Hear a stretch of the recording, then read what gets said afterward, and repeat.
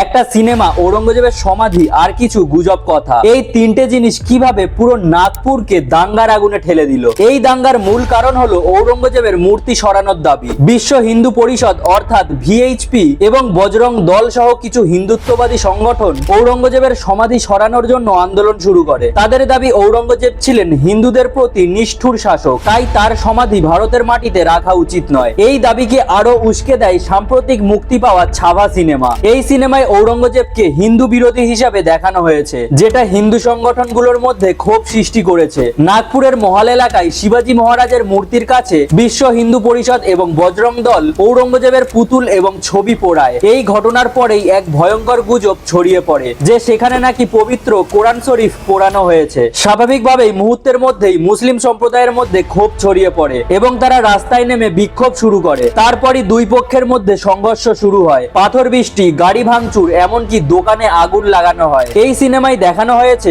ঔরঙ্গজেব কিভাবে সম্ভাজি মহারাজকে নির্মমভাবে হত্যা করেছিল। আর এই সিনেমাটির কারণেই বিতর্ক আরো জোরালো হয় এবং ব্যাপারটা সংঘর্ষের আগুনে ঘি ঢালার মতন রূপ ধারণ করে। পরিস্থিতি নিয়ন্ত্রণে আনতে পুলিশ কাঁদানে গ্যাস ব্যবহার করে এবং কারফিউ জারি করে। নাগপুরের বিভিন্ন এলাকায় ইন্টারনেট বন্ধ করে দেওয়া হয় যাতে আরো কোনো গুজব না ছড়ায়। এই ঘটনার মূল শিক্ষা হলো ধর্মীয় উস্কানি ও গুজব কিভাবে একটি শান্ত শহরকে অশান্ত করে তুলতে পারে। অর্থাৎ ছাবা সিনেমার মতন সাংস্কৃতিক উপাদানও কখনো পজিটিভ প্রভাব ফেলে, আবার কখনো মানুষের মধ্যে উস্কানি তৈরি করে। তাই আমাদের উচিত সর্বদা ইতিহাস থেকে শিক্ষা নেওয়া, কিন্তু সেটাকে বিভেদ তৈরির অস্ত্র বানানো উচিত নয়। এই ঘটনা নিয়ে আপনার কি মতামত আমাকে কমেন্টে জানান।